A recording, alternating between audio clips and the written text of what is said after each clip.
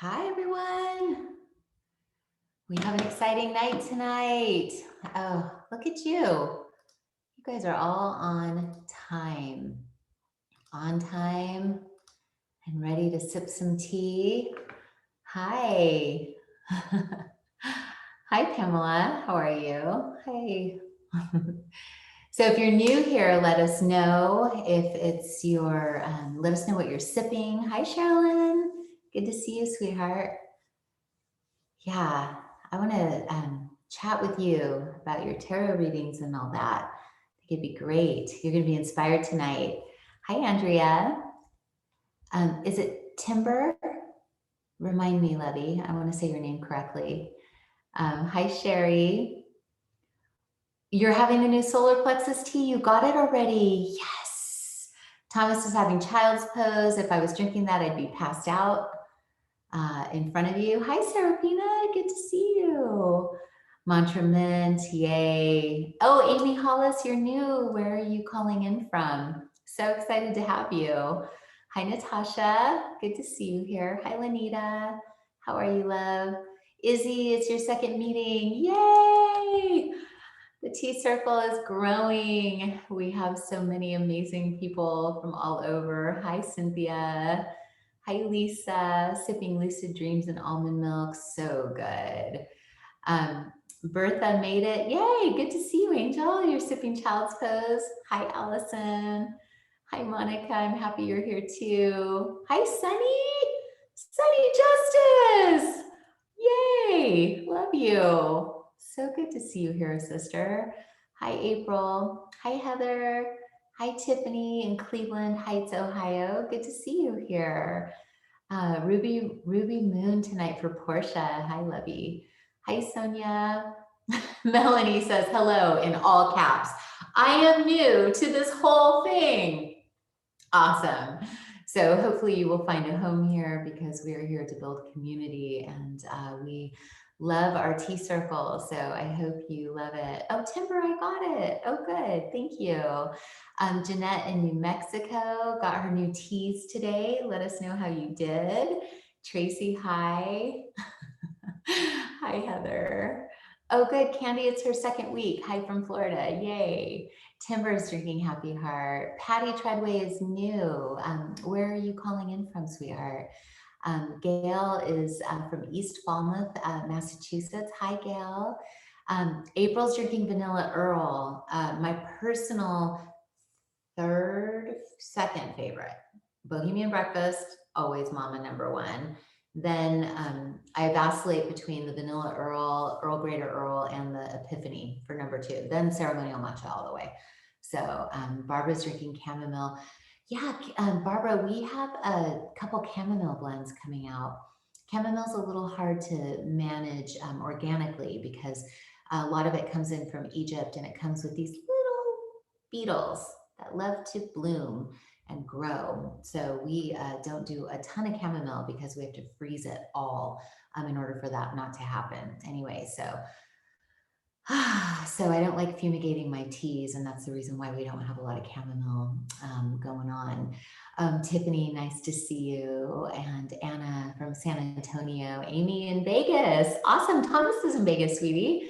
That's so great. Oh, Deanna's salutation was just delivered, this month's tea. Oh, Kelly. Kelly wanted to say, my son is a person with autism and the lucid dreams has made all the difference for him, but I am enjoying renewal. Oh, Kelly, that is so wonderful. It definitely calms it calms the nervous system.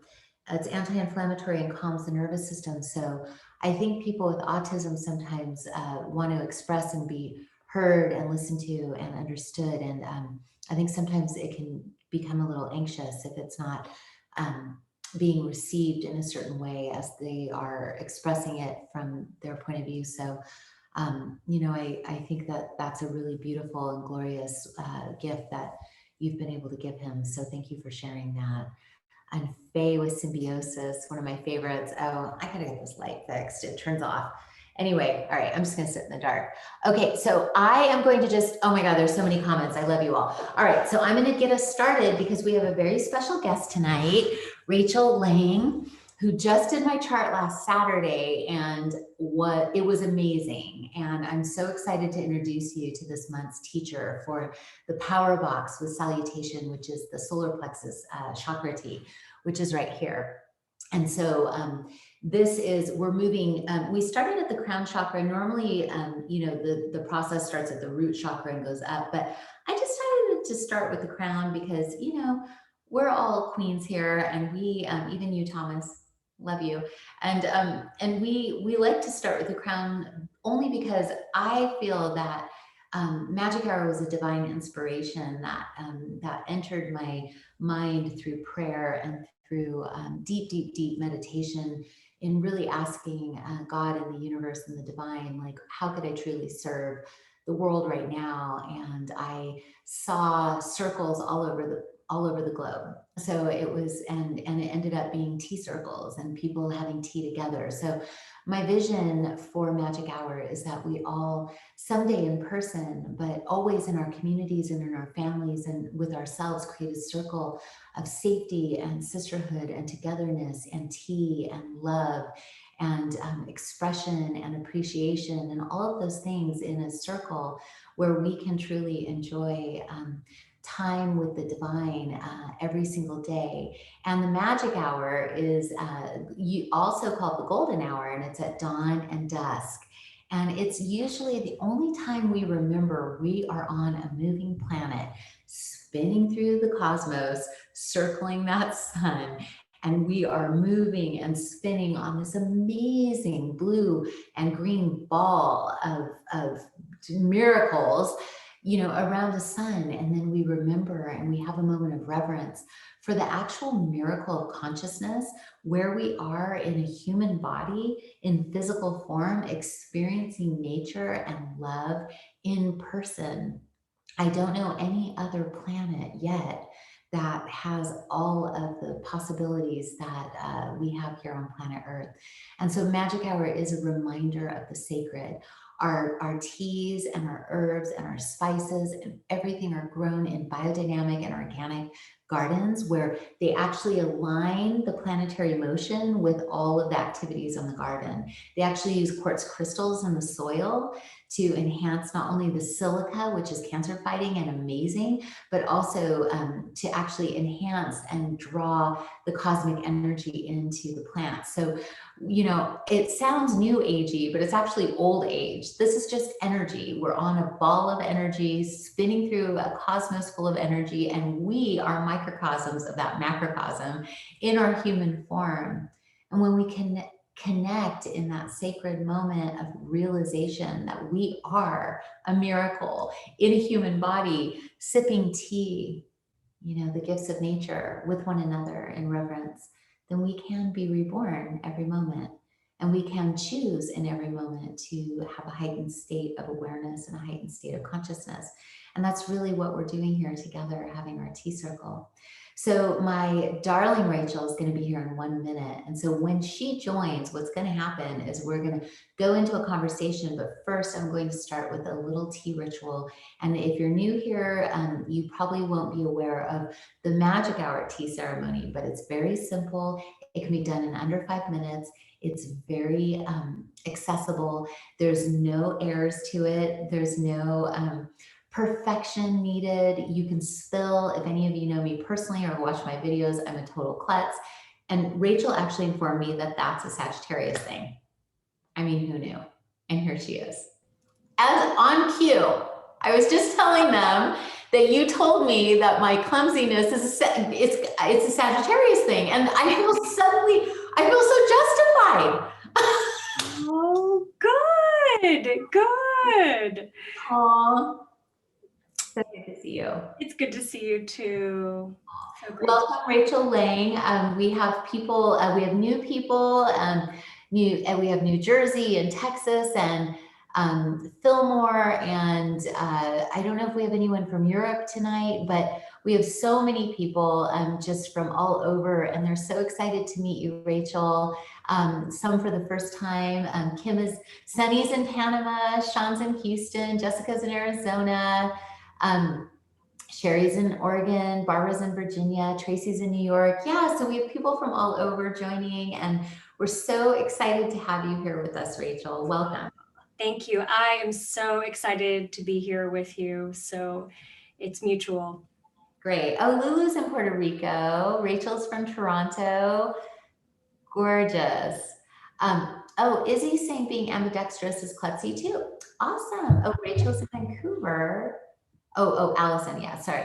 Okay, so let's get started. So I am going to start us with a small little tea ceremony. I waited for you because I was waxing poetic about the power of magic hours and our tea. And so what I'm going to do is I'm going to maybe scoot you back. I'm not going to actually sit at the table tonight. I'm going to just do a little tea ceremony, and then what we'll do is, and you can see everybody's talking from all over, which is so I am. Okay, so I'm just going to do a really simple little tea ceremony here. I'm not going to drink too much salutation. Have you gotten your salutation yet? I have, and it's right here. Isn't it good? So good. I've been sipping on it all day, actually. It's anti-inflammatory. It's great for the pancreas, the liver, on the upper, the whole digestive tract. I'm going to show everybody. I have it in a pouch because I'm a lucky girl with a factory that's filling the pouches right now. But the jar is gorgeous as well. And look at this, you guys. I mean, the solar plexus is the sunshine of the body, power center of the body. And this is an exquisite, there's so much organic pineapple in here, and just a touch of green tea, a lot of ginger, a lot of lemongrass. It's really sunshine in a cup, and I love it. So I used a lot in here. So with Gongfucha Tea Ceremony, which this isn't a traditional one, you basically use a lot of tea, you steep it, and you pour it out, and you re-steep it often. So I'm going to go ahead and take the first quick steep. And then what we're going to do is we're going to bring our cups. So as the tea is steeping, I usually name 3 things I'm most grateful for in that moment. And so what I'll do is tonight I will say, I'm grateful for all of you who made the time to join together in a sacred circle of sisterhood and togetherness. Number 1. Number 2, I'm so grateful for my daughter who fought the patriarchy today in such a brave and powerful way, and for her school responding in exactly the right way. So grateful for her bravery and her courage. And then number 3, I am so utterly grateful for nature and her gifts in getting all of this, all these ingredients to us, and for all of our tea supplier workers in all the fields who work so hard to harvest everything and keep everything so fresh, pack it and ship it to us. And number 4, I'm really grateful for the dock workers and the logistics people who are having a really hard time right now because the docks are all backed up and there's so much happening, and they're working really hard around the clock to make sure people get their products. And so we have a lot of teas stuck in Long Beach on the water waiting to get into the port. And I want to thank all of them and be grateful for all of them and all the hard work that they do to get all of these precious things to us. They are not cogs in a wheel, but they are precious servants of the sacred. Okay, and now I want to bring the cup to my, let's bring it to our solar plexus and breathe in into the solar plexus and expand that diaphragm into diaphragm breathing. One of my teachers, Natty, tells me that when you breathe into the diaphragm, you increase your oxygen intake by 600%. So 6 times more oxygen when you expand the diaphragm and diaphragm breathing. So as you breathe into the diaphragm, breathe that beautiful sunshine energy into your cup and exhale. Take one more breath into the diaphragm. Center up, buttercups. And now bring the cup to your heart and breathe one beautiful emerald green heart chakra beam into your cup and into the room around you, and see if you can touch the sky.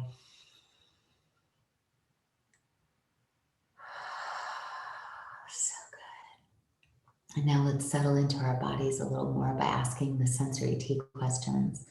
What do I hear and listen?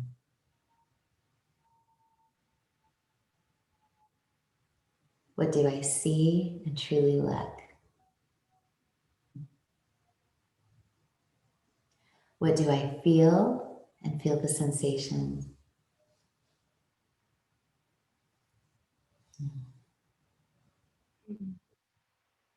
What do I smell?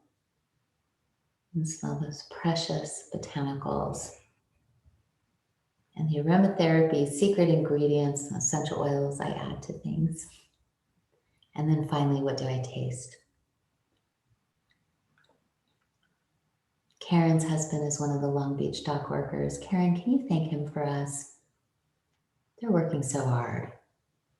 So many people don't understand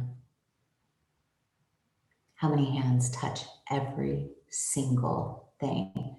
And this tea particularly has a lot of ingredients from all over the world. It took a lot to get this here. A lot of precious effort and life force. And it is not in vain. Okay. Wonderful. Oh, Sean. Sean had to let go of her 13-year-old lab today. I'm sorry, Angel. Let's just pray. Send Sean a little jolt, that awesome green, emerald, delicious heart energy. It's all yours, Sean. Oh, death and dying. We're always right there. So welcome, Rachel. Now we're all here. Yes, thank you. And this tea is so incredible. It is. It's the warehouse, our warehouse crew. We have two Ashleys now because we're growing. Ashley's and Jackie and Justin and Kaylee and Jaden and Robert and Bailey. Let me see and Jennifer. They're all in love with this tea. It seems to be the one they're all highly addicted to. So they love all of them, but this one they've had a particular. And Christy, my cousin, who's helping with our customer service and our HR, she's like, this is my favorite. So I'm really glad you're enjoying it. Oh, good. Great. Okay, sweetheart. So solar plexus chakra, magic, psychic work, spill. I want to hear everything you have to say tonight. Okay. Well, first, before we talk about solar plexus or anything, I think we have to talk, since we are talking about magic, we have to talk about tomorrow's new moon. Yes, let's do that first. Because, I mean, I know so many people get into magic because they want to know how to work with the lunation cycle. They want to know how to shift energy, how to do rituals, how to manifest things. And tomorrow's new moon, it's a Taurus new moon, so it's really good for our earth signs or our Capricorn risings. And it's what's particularly interesting about this one is it's one of the new moons that's really good for love, because it opens up our sense of self-love and opens up for us, it kind of removes anything that stands in the way from really seeing our own value. And I thought it would be really interesting. I thought it was interesting that we are talking tonight right before the new moon, and we're talking about the solar plexus chakra, which relates to our center of power, and the relationship between love and power, between how we experience ourselves as powerful beings in the world and how open we are to experiencing love.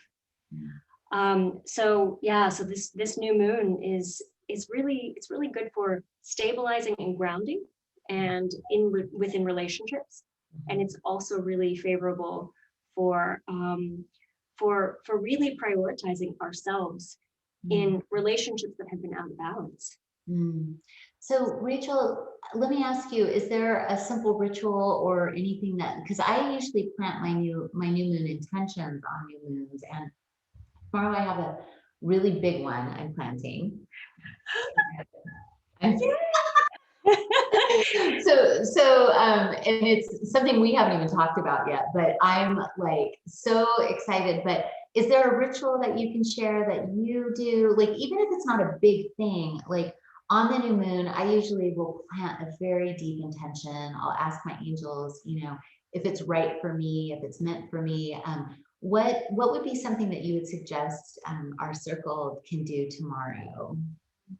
Well, I think this new moon is any intention setting that you're doing. So, so writing your intentions, um, planting them in your heart, like visualizing that they're seeds and that you're planting them in your heart. Actually, going out and planting seeds is a really good way to honor this new moon. I'm also doing an IG live uh, ritual tomorrow at Good. 3. At what time? So at 3, Okay. at 3 Pacific time. Okay. But I think if you're just wanting to do something to honor the new moon and celebrate it, I think go outside and plant some seeds, and each seed you plant, let it be an intention, like offer an intention of something that you're wanting to manifest in your life. And then as that seed starts to sprout and starts to grow, you might gain awareness about how aligned you are or not aligned you are to that intention in your life. Yeah, because if it dies, you know that you're not paying enough attention to it. Exactly. Exactly. I love that idea, because intention and attention are so deeply aligned. So when I have an intention for something, if I don't pay attention to that intention, it usually fades out. And then I go, oh yeah, I wanted to do that. But if I breathe life into it, it usually happens. And so I love that you brought those two together with the seeds. And even if you live in an apartment, it would be a great time to plant maybe some seeds in a windowsill or something like that. That's beautiful. And so let us talk about the solar plexus. I love the meditation that you taught in the box teaching. I don't know if you have anything else around that, but let's talk about what the solar plexus is, because you're a powerful woman. You've been an astrologer for bands and for companies, and you did my astrocartography, even though it was very quick. You kind of cleared why I have such good luck in Texas, because my moon was over Texas when I was born.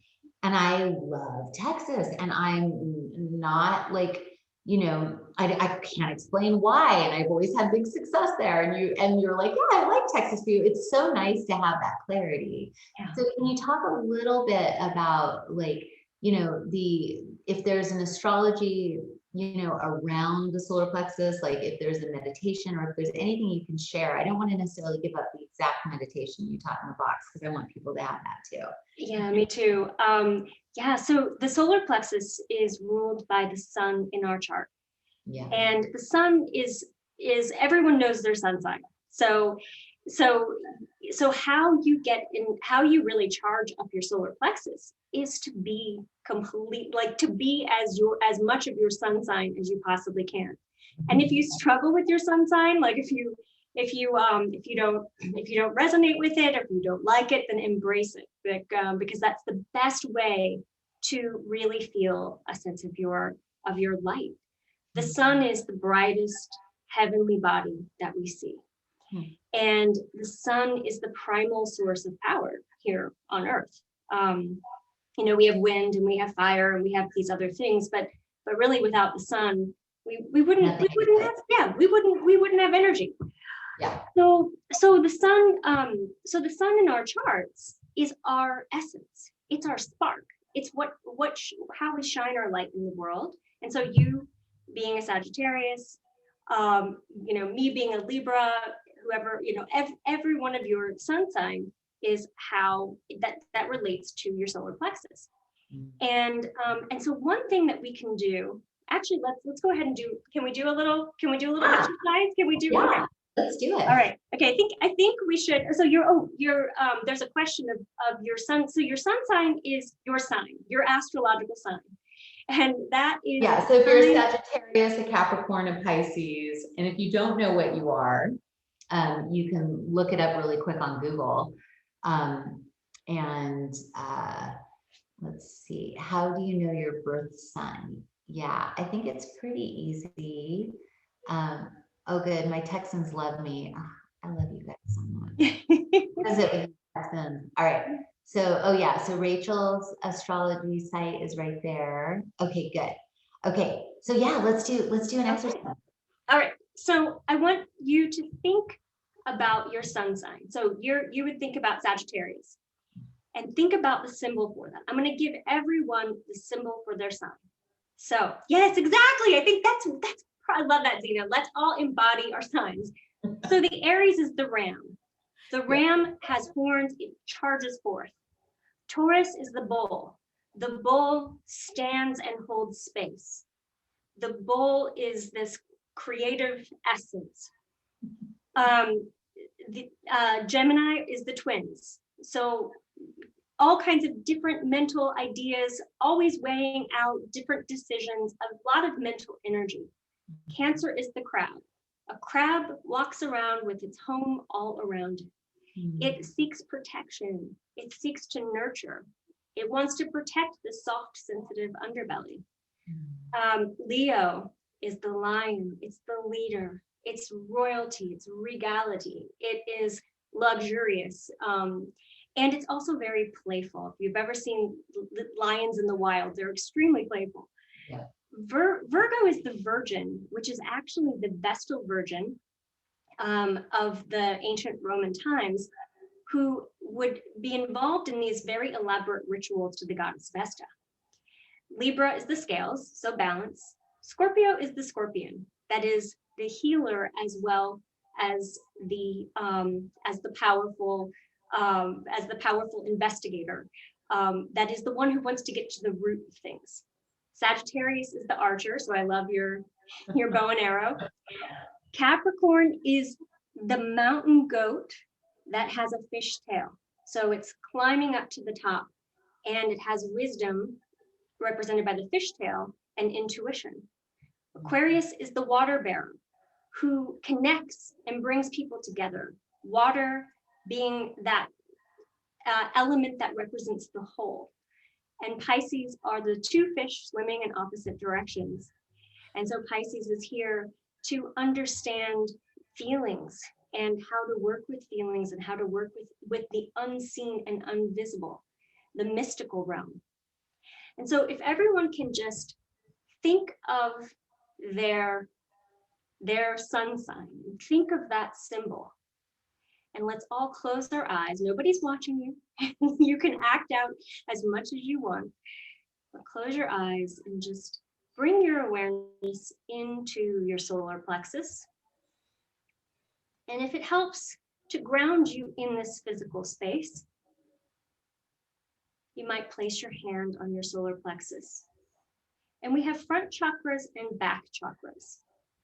The back chakra relates to our karma in past lives and also our past in this lifetime. And so if you want to also just bring some awareness into your back chakra, into the solar plexus, and take a few deep breaths, breathing into your diaphragm as Zhena showed us before.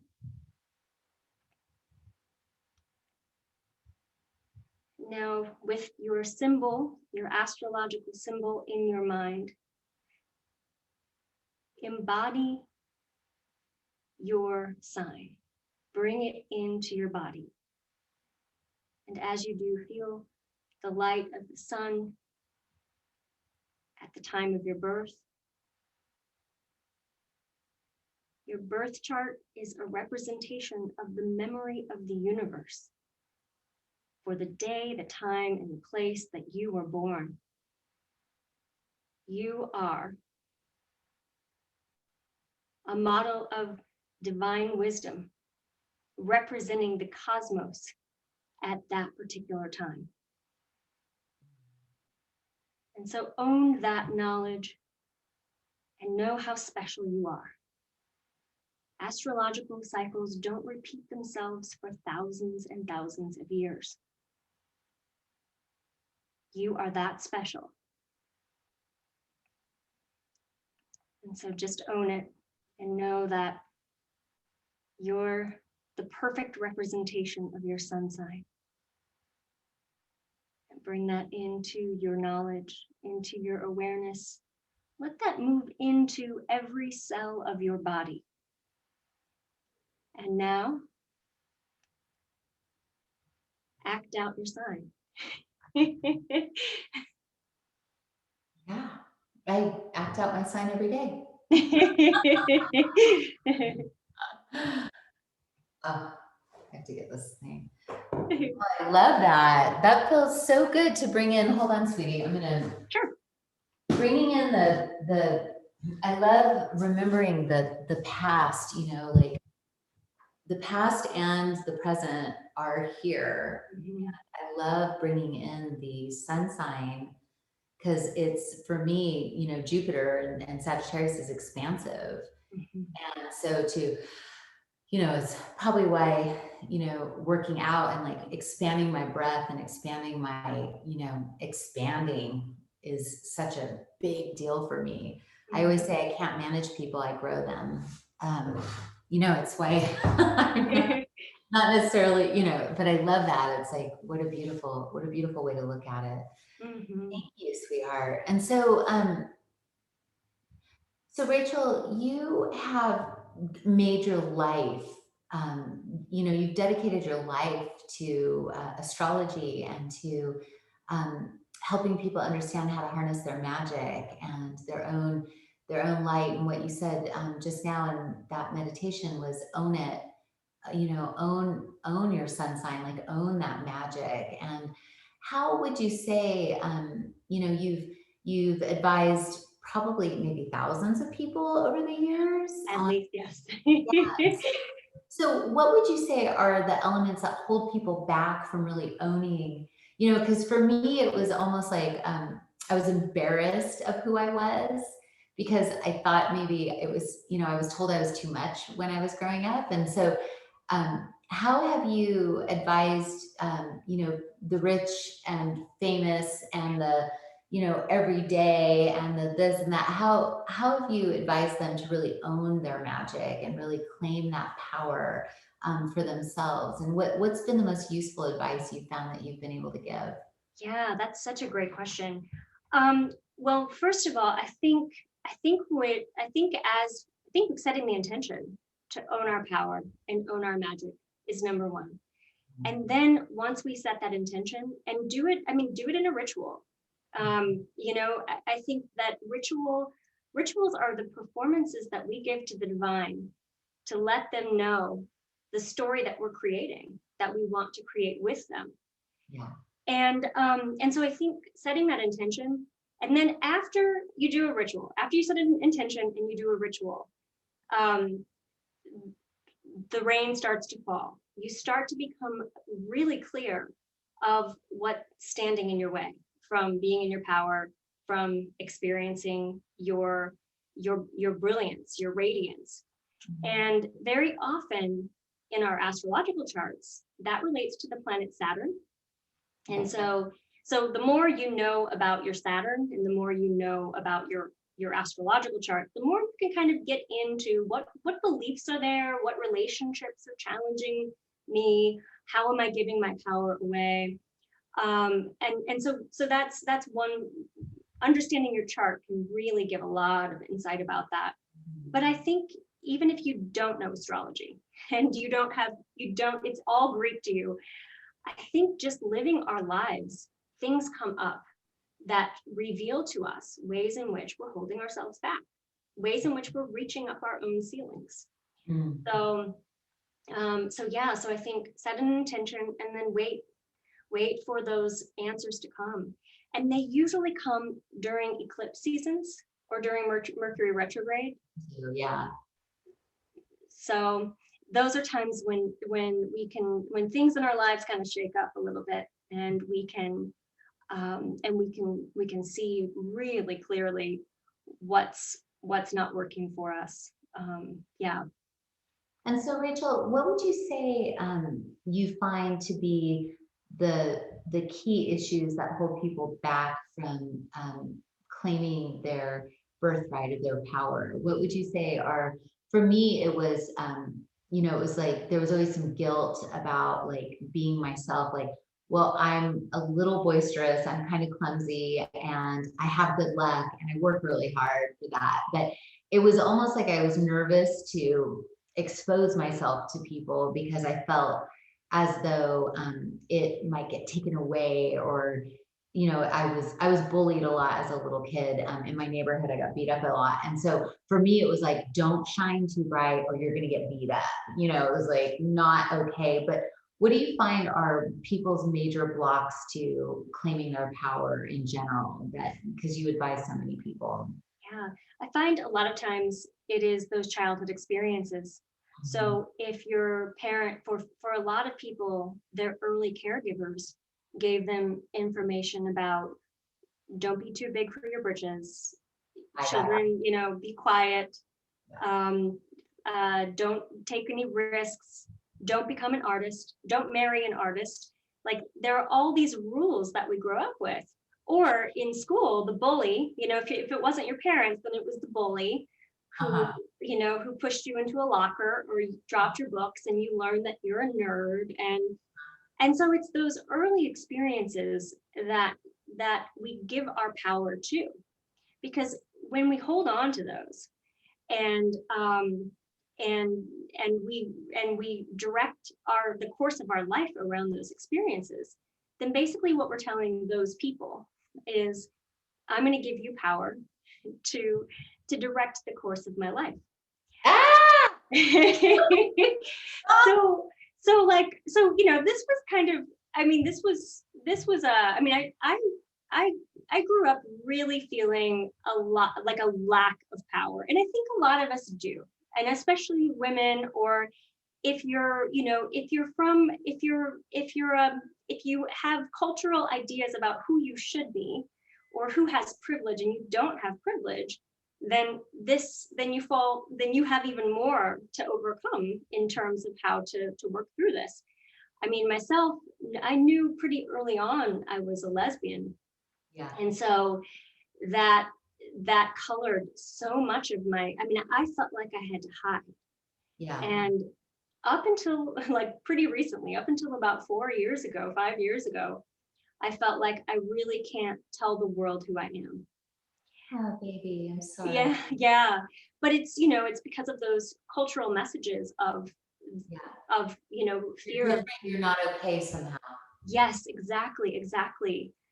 And what I find working with clients and also for myself is the more that we step up and claim who we are, and we are unashamed of who we are, all the weird idiosyncrasies that we have, the more we get to shine our light.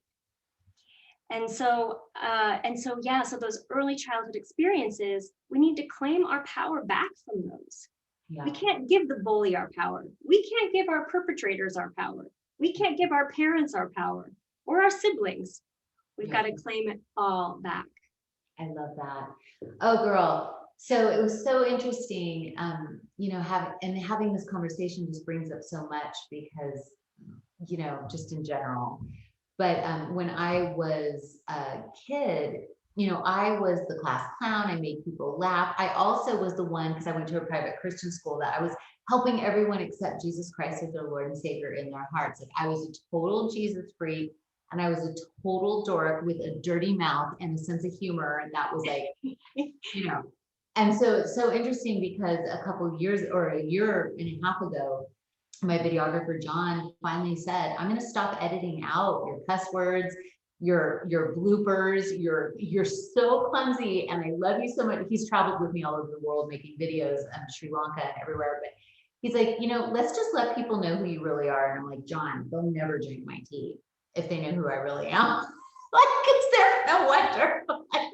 I spill, I'm messy, I'm human. I was like, no, I need to be pristine. Like, I need to make sure they understand, because, well, our FDA compliant, you know, warehouse, everything's pristine, you know, that, but it was just this thing. And he goes, just trust me on this, let's try it.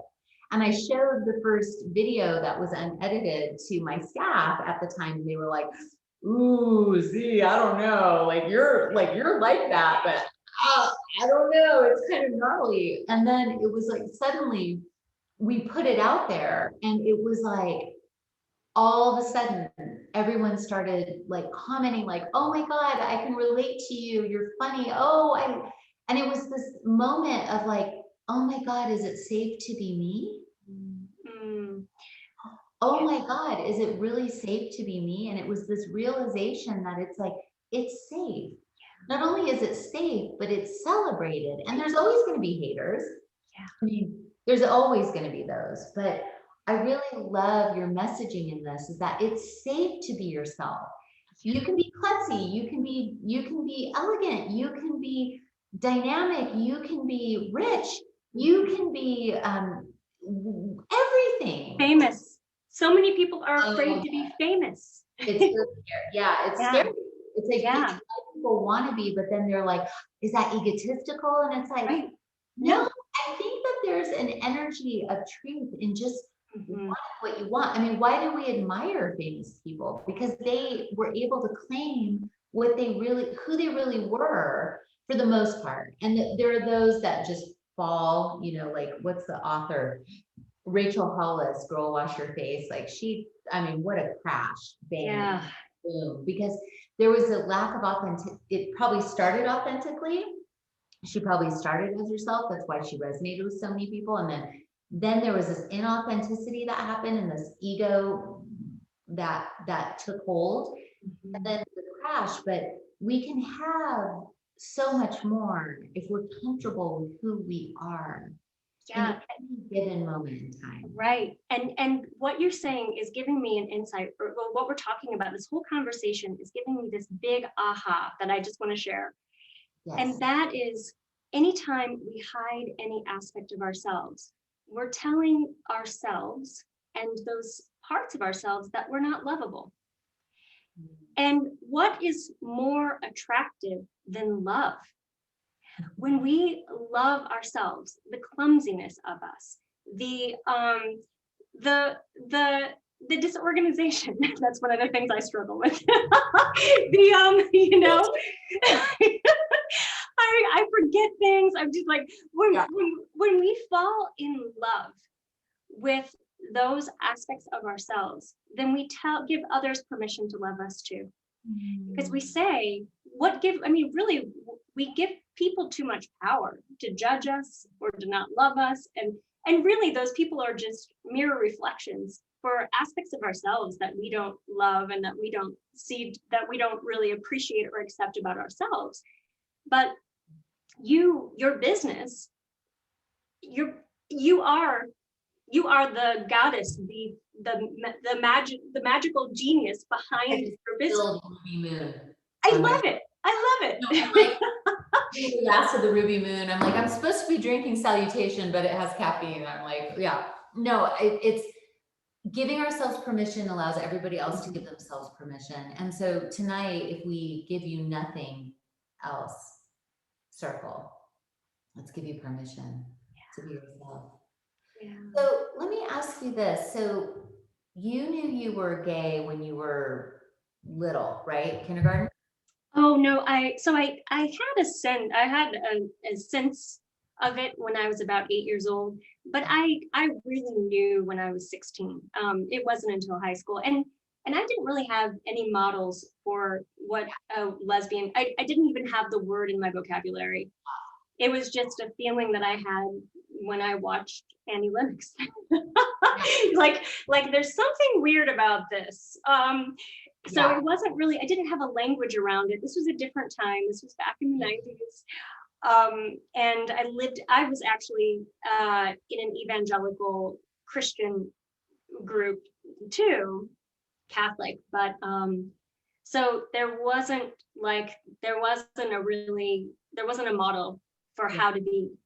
So how did you come into your power of being okay with that? I know that's a novel. I mean, this is not going to happen in 3 minutes, and we're going to take questions, but I'm so, I first met your wife, Tisha, who I absolutely adore. And she's the teacher of the Feng Shui box for those of you. And we're going to have her back and do a writing box because I have plans for her. But around writing, because she teaches writing, which I love. And so, how, like when you were going against the grain with that, right? And I'm sure your family was like, we want you to be this one way, and all of a sudden, surprise, you're a different way. Like, how did you regain, or how did you claim yourself and your power in that? Like, what were like the three things that made you like comfortable and settled into your body and your identity and who you really are at a soul level with that? It was a long process, and I won't go into. I mean, we don't have enough time to go into it. But ultimately, what it took for me was falling in love and knowing that the amount that I loved Tisha, and I had been in relationships before, and I had I really tried to get. I'd spent a whole lot of time, a whole lot of years trying not to be gay, and also trying to navigate, like, how do I be a lesbian and hide this fact of myself, and so not being public in relationships, and keeping things in hiding. Yeah. And ultimately, when Tisha and I got together, well, I knew that I had been living my life in half measures, that I was never going to manifest the dreams, the goals, the desires that I had, that I was always going to live a half life, half of my life for myself and half of my life for my parents and others who in my life who were that voice of judgment. And I claimed it. I said, no, I am not going to do this anymore. And so, and my love for Tisha gave me the courage to stand up and say, this is who I am. Oh, Yeah. So cool. Yeah. I know that part of your story. Yeah. Oh. And I also was doing at the time, I was coming out both as a lesbian and as a witchy astrologer. So you had two things that were like, probably harder. Yeah, I know. And so I went to theology school, and I'm like, I need to understand power. I need to understand magic. I need to understand all of this on an intellectual level. And so I did. So I went to grad school. I did my research on gender, justice, and power, and studied the witch trials. And I came out I came out on social media, which was the first time I had done that, and said, I'm a lesbian, I'm getting married. And then I wrote a book about magic. Oh, and I'm a witchy magician astrologer, by the way. Yep, exactly. And it was really like, what? You're an astrologer? Yeah. And here's what's cool. As soon as I did that, and it took a lot of arguing with my parents, and they were really trying to convince me that I didn't know what I was talking about, and that I could probably be straight because I look straight. Like, you wear lipstick. So they, as soon as I did this, and I said, this is non-negotiable. I am not going to argue with you about this. Like, this is who I am. As soon as I did this, they did a 180, and they became my greatest supporters and my greatest fans. And I'm writing, I have a book coming out in September about magic, and my parents are probably not going to love this book.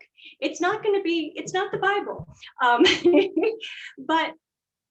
But they're so proud of it. And so I think, for anyone who's watching this, who is really struggling with shame in any area of your life, the more you step toward accepting that part of yourself, the more you open yourself to love. Mic drop. Oh, Rachel. Oh my God. I forgot we were going to do questions. You are so brave and beautiful and awesome. And oh my God. We're so lucky to have you, my dear. Okay. Well, All right. So let's look. Oh, wow. There's a whole bunch going on here. Okay.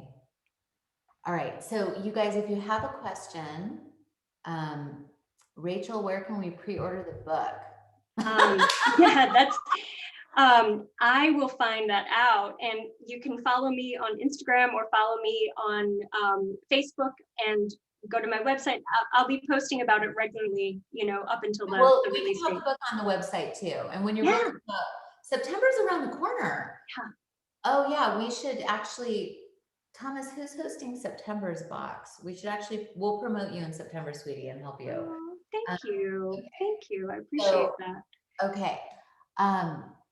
Yeah, there's so much in all of this, Rachel, like the nervousness to be yourself, to love who you love, to, I mean, Thomas is the most, like, he's got the longest marriage of anyone I know to his husband, Frank. And how long, Thomas?